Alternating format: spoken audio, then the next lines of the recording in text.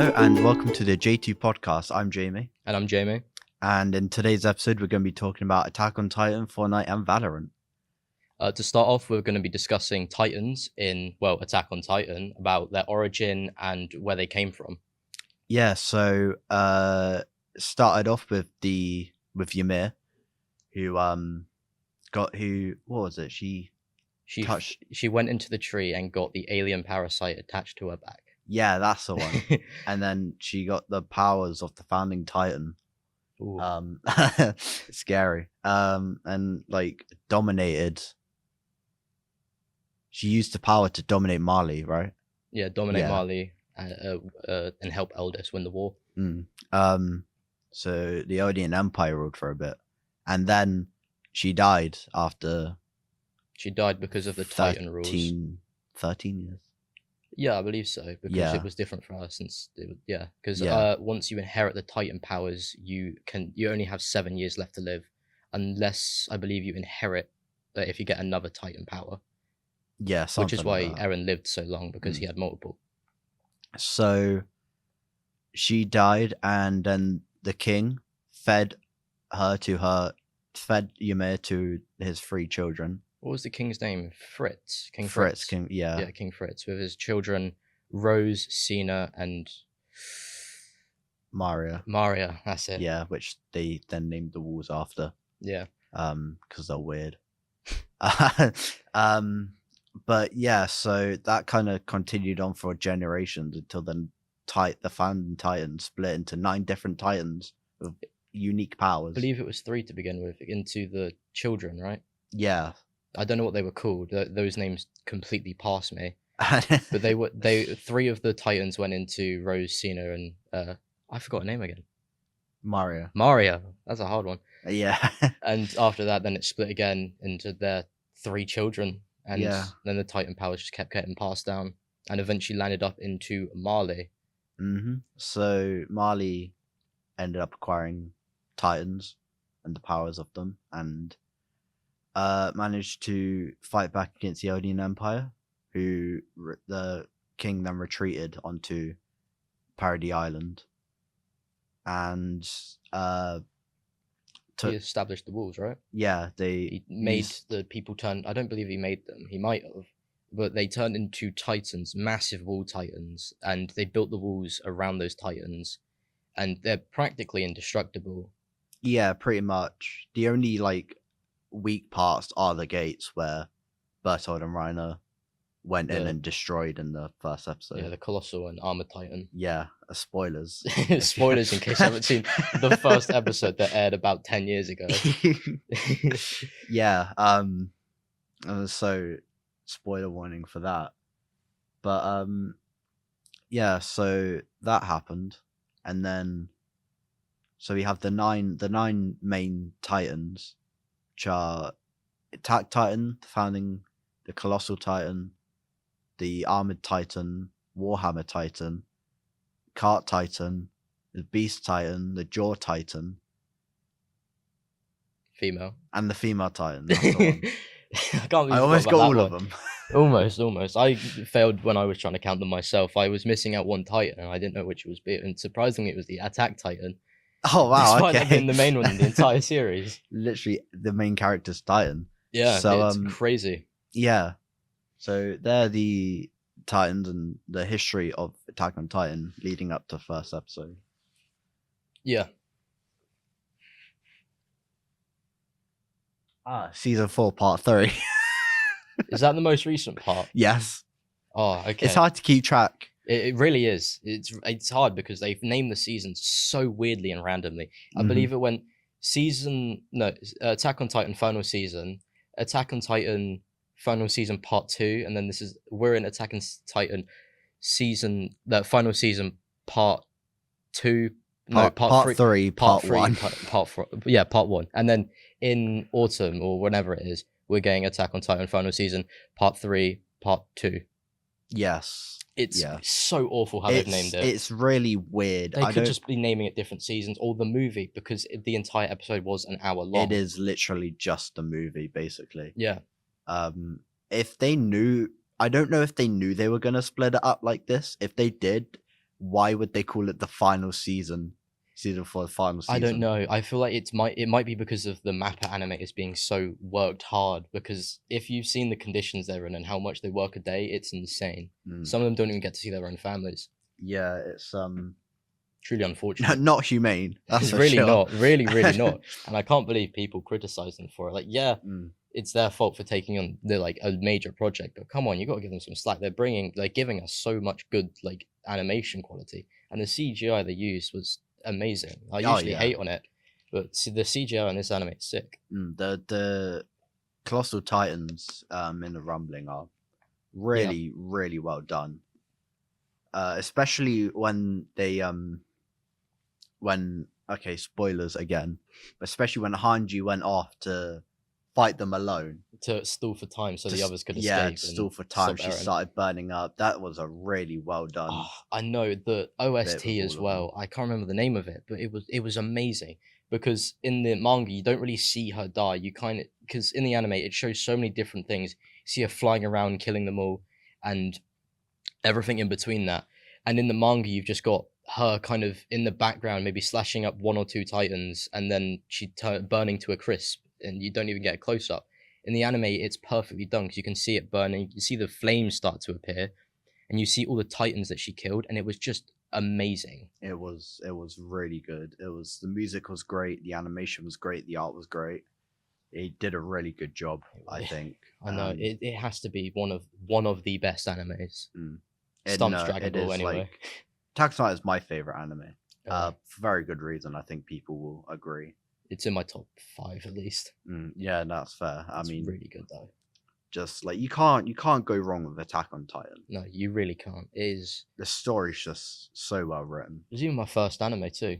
I believe Tokyo Ghoul and Attack on Titan were the first ones. I watched them like at the same time. Crazy. I was like, 2014. How old was I? That was. I was like 10 years old watching 2 very gory animes. Unrestricted access to the internet really played me there. My first anime was the volleyball sports anime. Wasn't that Haiku? 3 years ago, yeah. Yeah. That's surprising. I thought you started watching before me. No, January 2020. I remember the date, 16th of January 2020. You're a nerd. because one of my friends asked me to write down notes of what happened in the episode as proof that I watched it. Oh my God. I just remember the date that I made that note. What a great friend. Anyway, moving on.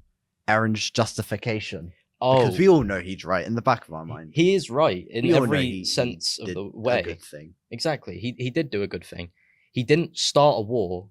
He was a victim of war. He was underneath the platform basically where the Tiber guy was declaring Willy war. Tiber. Willy, that's the one. Lovely name. And and Eren waited until he physically said that he was declaring war, and he got all the other nations declaring war on Eldia, and then Eren came out with his Titan and started killing everyone. Yeah, which is perfectly fair. Even, dare I say, the children that were there, they're victims of war too, but you can't really blame them because they didn't start the war. They tried for peace. They really did. Eldia came to Marley, I believe, begging for peace. They didn't want war at all, and Marley just wouldn't accept it. War was inevitable for them. And Eren knew this because of his Titan powers. At the time he had the Founding and Attack Titan, right? Only those 2, and that was going into season 3. He had those Titans, and he already saw the future after he touched Historia's hand. Yeah, Historia. So he touched Historia's hand. He got season 4 spoiled for him. He saw it before all of us. He got the sneak peek. He got a head start. He knew they were going to declare war, so he waited underneath, and it's smart when you think about it, really. It really is, because he didn't commit. I don't believe he committed a war crime. I haven't caught up on my war crime. No, I haven't searched up specific war crimes myself, but I'm sure everything he did wasn't. Well, it was perfectly legal. Yeah. It was fine. And the rumbling. Well, those of you who don't know, the rumbling is where all the Wall Titans that are on Eldia, Eren used the powers of the Founding once he got Zeke's blood, his brother, the royal blood from him, and he became the Founding Titan. And the Founding Titan was huge, absolutely enormous. I don't know how to I don't know how to measure it. I believe it's I watched like a bullshit. okay. Are we allowed to swear on this? I believe so. Okay, I watched this like bullshit video on like Titan comparisons, and this could be like completely a made up height, but I think someone said it was about 1,500 meters, maybe 1,000. I have found nothing so far. It's only going after his Attack Titan form. Yeah, so yeah, I can't remember fully myself, but I think it is around 1,500, maybe 1,000. Aren't the Wall Titans around 100 meters? Therefore, he's like they're the size of his ribs. Yeah. So you could argue that he probably is around that height. It's really insane. Anyways, about the justification, I think it's perfectly fine. There are victims in war, but Eldia has been the target of many wars, and they've only, I believe, from all the lore that we've been given in the manga and the anime, they didn't start the war. No, and they never don't did. believe so. Not a single war. They were only given the power. They weren't given. Ymir found the powers, and she didn't intend on using them for aggression in the first place. And she really hated the king himself because of the things that he did. Yeah. Yeah, but he is justified in every single aspect. Yeah, I mean, he's just trying to save his friends and his people inside the wall. Exactly, he's fighting for his people. To him, this is the only way it can be done. Yeah. I'm pretty sure I heard people saying he wanted to be stopped. He wanted to be killed. That's what I found from like when Reiner said it, because he was like that too. He wants someone to stop him. He gave them weak points, and he's still giving them the weak points. But I would say that he also doesn't want to be stopped because I'm guessing he still knows the future of Eldia, that they will fall again, just like in the manga. What was it? It ended with someone finding the tree again after Eren's unfortunate downfall, and where his friends and spoilers and his friends and enemies stopped him altogether. Yeah. I forgot about the tree bit at the end. Someone else did find the tree again. Yeah. So it's possible it could all just happen again, be a big time loop. But yeah. So Eren, I believe, is completely justified. He wants to be stopped, but he is doing it to save his people, to save his friends. If he wanted to, he could just solo every single one of them easily, without he's just beyond comprehension. But he's given them a way in to stop him. Yeah, and they've all got that freedom. Does in the manga, beheads him inside the head. Yeah, and they're doing a different ending for the anime. Different ending as well. And I really hope it's going to be a lot better, because just the beheading and time skip, it just doesn't sit with me. It's a bad ending, but amazing, really, really good plot. Yeah. I mean, I personally didn't mind the ending that much, but yeah, it's up to personal opinion. Today's podcast is sponsored by Raid Shadow Legends, one of the biggest mobile role-playing games of 2023, and it's totally free. Currently, almost 10 million users have joined Raid over the last 6 months, and it's one of the most impressive games in its class, with detailed models, environments, and smooth 60 frames per second animations. All the champions in the game can be customized with unique gear that changes your strategic, buffs, and abilities. The dungeon bosses have some ridiculous skills of their own, and figuring out the perfect party and strategy to overtake them is a lot of fun. Currently, with over 300,000 reviews, Raid has almost a perfect score on the Play Store. The community is growing fast, and the highly anticipated new Faction Wars feature is now live. Might even find my squad out there in the arena. It's easier to start now than ever. With Rates program for new players, you get a new daily login reward for the first 90 days that you play the game. So what are you waiting for? Go to the podcast description, click on the special link, and you'll get 50,000 silver as well as a free epic champion as part of the new player program. Start your journey. Good luck, and I'll see you there. So we're back from the sponsor break, and next we're going to move on to Fortnite chapter 4 season 2. I think that's it because they ended the last one pretty early. They did, yeah. They moved the end date around a lot, It and was weird. It was only like 3 confused me. seasons long, right? 3 or 4. Oh, what's chapter 3? Yeah, chapter 3 is. Oh, I thought you were I talking got about confused. season No, 1. I got confused around then. No, yeah. Chapter 3 was like 4 seasons long. Yeah, it was weird. It was kind of wild. Didn't it end with Vader? Yeah, it did. It was the final skin. Yeah. So the battle pass of season 4, chapter 4. I mean, season 2. What do you think about it? It's pretty good. I actually quite enjoy a lot of the skins in there. I'm somewhat glad they don't use that many collaborative skins this season because, yeah, it's really nice seeing your favorite game characters in like Fortnite, the game that has the most, I believe, the most collaborations ever. I believe so. It's good because you actually get more unique content and not just kind of decent, mediocre, like skins from like genres that you've been in, like Marvel and Star Wars. Yeah. I'm a huge fan of the skins. I think they're really cool. I've not been disappointed with receiving a single skin. Whatever skin whenever I get a skin in the battle pass, I always instantly equip it, start using it for a few games. It's not like me at all. But I do agree about the collabs. I am glad there's in the main battle pass there's not any like collabs. There is a secret skin which is Eren Yeager, which came out, I believe, 7 days ago. So a week ago. That was amazing. It was. In the item shop they released a Mikasa and Levi Ackerman skin. Oh yeah, God, and you already know I bought all of it. on day one. I You got, already I got know. both skins. Well, bro, when they came out, and I watched it. I watched for it when they came out. I instantly ruined my financial situation. Same here, and I don't even play the game. I play it a little bit, but I think we should swiftly move on though, because we don't have much time left. We should talk about Valorant and CS2. Valorant and CS2, crazy. It really is. It's So, amazing. Valorant, as I'm sure most people know, is a FPS game. Terrible game, but amazing at the same time. Yeah, 5 people on a team. You have 13 rounds to kill each other and plant a bomb, basically. Yeah. CS:GO, but with magic. With magic, it's like a mixture between Overwatch and CS:GO. Yeah, pretty much. And honestly, both originals are still better than Valorant.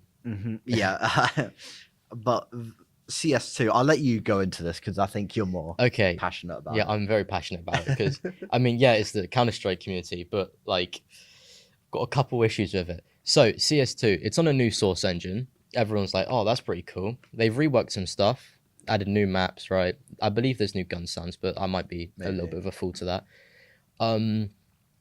The smoke is insane. The way they've done it, you can shoot through and it leaves little bullet paths. You can blow them up with grenades and you can see through them. It's really good. They fill up rooms, but it's going to overtake Valorant without a doubt. It needs to because Valorant is, I believe, a dying game because it's not that fun. CS is a lot more fun, even though it's got less abilities. It's just Valorant. It's a time-based game. CS is a time-based game, but Valorant you can kind of push it into speedy by playing a certain way, and that kind of ruins it because it's not the play style. It's not the way the game's meant to be played. Valorant, I think, is a lot more sweaty and a million times more skill-based because of the addition of different powers. Oh yeah, and abilities, and you have to know when it's the right time to use your abilities, and if you don't know when that is, you're not going to make it very far through the match. You're not going to do very well. Yeah, you also have to keep track of the opponent's abilities too. You've got to figure out who's used them and who hasn't, and the only thing they help you with is who's got an ultimate or not, which I think is really nice to know, but it's hard to try and figure out the abilities sometimes. As a new player, it must be terrible. Yeah, but anyway, back to CS2. CS2, and in my opinion, it's just an update. It doesn't need to be called CS2, and if anyone who knows me is watching this, they would know that I feel very passionately about Overwatch 2. As the devs have disclosed, the PvP is not the Overwatch 2 part. The PvE, the player versus enemies, which is coming out later this year, I believe around Christmas, or sooner actually, is the second part of the game. They have to brand it as Overwatch 2 because it's monetizing and whatnot. And the issue that I have is CS2 is getting all this praise, all this like, oh my god, They made the game look better. Oh my god, they reworked the smoke. Overwatch 2 looks so much better. They reworked so much. They've changed a lot of features, and I also believe they're using a different engine as well, which is why they weren't able to transfer everything across.